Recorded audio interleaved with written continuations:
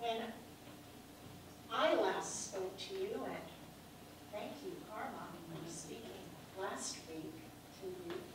Sorry I missed it. But when I last spoke to you, it was about the first part of Jesus' most important sermon, Sermon on the Mount. And that first part was the well-known Beatitudes, the lessons, where Jesus clears up the mistaken beliefs about who God blesses and who God doesn't bless. Remember? Remember? It's a long time ago. We might think that we can see that for ourselves, who's blessed and who's not. You know, the ones who are blessed, we think, are the healthy, the talented, the wealthy, the strong, the gifted, right? That long time ago and even now seems pretty clear that's who God blesses. And it's true, they are blessed, no doubt about it. But the point of the Beatitudes is that we can't reverse that logic. We can't say they're blessed and then the others aren't. We can't. That's not how it works. We can't say if you're unhealthy, untalented, poor, weak, and needy, that you aren't blessed. That's the problem. That's the big twist. In the Beatitudes, Jesus says that those folks are just as loved and blessed by God as the first group. That was the big shocker. And in fact, God's plan for caring for the poor, the sick, the needy, and the downtrodden is that that first group of blessings, the one we can all see very clearly, is that they should use those blessings to care for the other group. That's God's plan. Well, my. Preach it, Jesus. And so Jesus goes on with his amazing and upside-down sermon.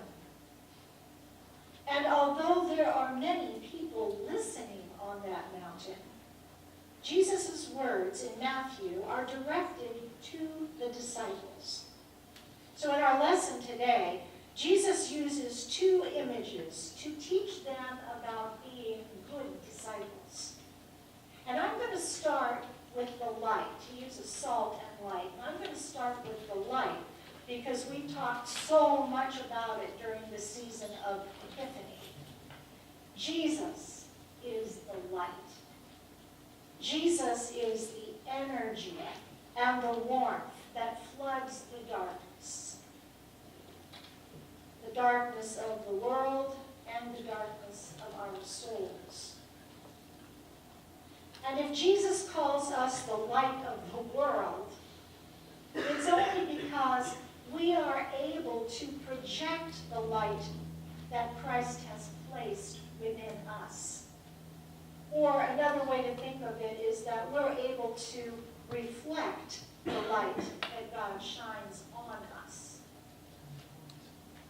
We can't do any of that, though, until we clear out the darkness within ourselves first. And that can be the hardest first step.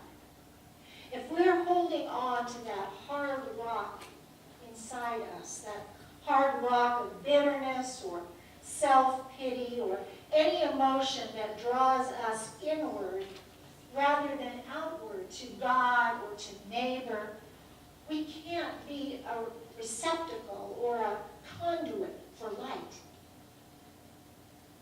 We'll be unable to give light to anyone or even accept light for ourselves. So light. You are the light of the world. But the first image Jesus gives them is salt. Fascinating. Jesus says to them, "You are the salt of the earth." And we like that phrase so much that we use it as a compliment even today, right? He's a salt of the earth. And it's not hard to understand, is it? I mean, salt is basic stuff, right? It's used in cooking. It's used in the chemistry of cooking. For the details of that, you'd have to find yourself a scientist. I have one in-house, but I don't really understand all of it myself. But we know this. We know that it enhances the flavor of the food, and it can be used as a preservative.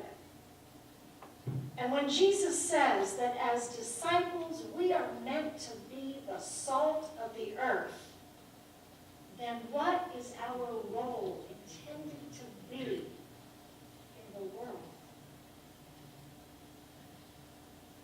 Well, certainly, we're meant to be necessary. We're meant to be positive, something that makes the world a better place. That's for sure. We're not just some sort of nicety. We're not just an optional add-on. Salt. We're not just meant to be here to be God's way to scold or punish people. That's not salt. We're definitely not meant to be self-righteous or angry or judgmental. Salt brightens things up. Salt is a positive force. Salt, for the little it costs, is an amazing gift of God.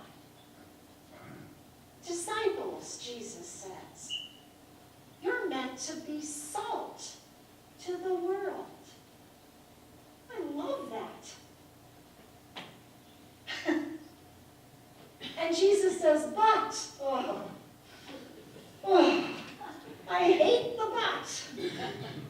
But, if you lose your saltiness, if you lose your saltiness, now how can salt lose its saltiness? How can that be? It's one of the most stable compounds that exists. That's chemistry. I know a little. Well, for you literalists, the salt that Judeans would have used might have been dug out of the marshes. We get salt from different places, then they might have gotten salt. They might have dug theirs out of marshes. And it would have had so many impurities in it, along with the salt, that as it evaporated, it actually would have lost its salty taste. It still would have had enough sodium chloride in it, though, that you wouldn't want to just throw it out into your garden or onto the ground where you wanted to grow anything, because it would have been toxic. It would ruin farmland. So you'd have to throw it somewhere where you wouldn't want to grow anything. The only place you could throw it would be on roads or pathways. What an image.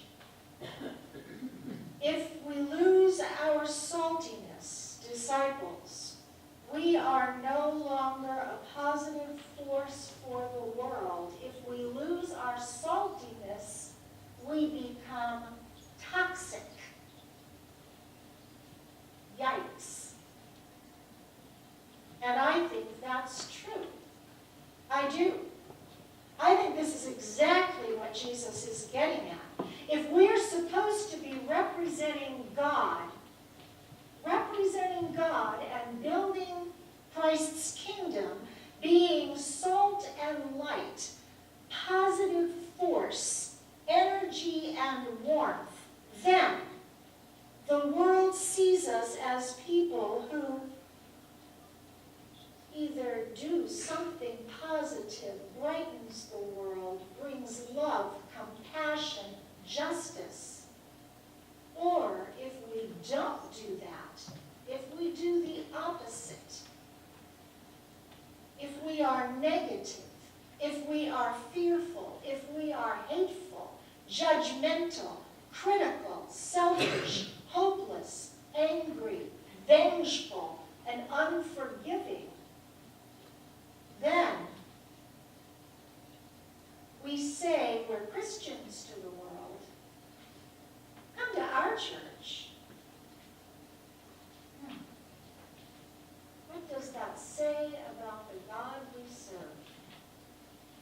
What does that say about the church? We become toxic. We do more harm than we do good.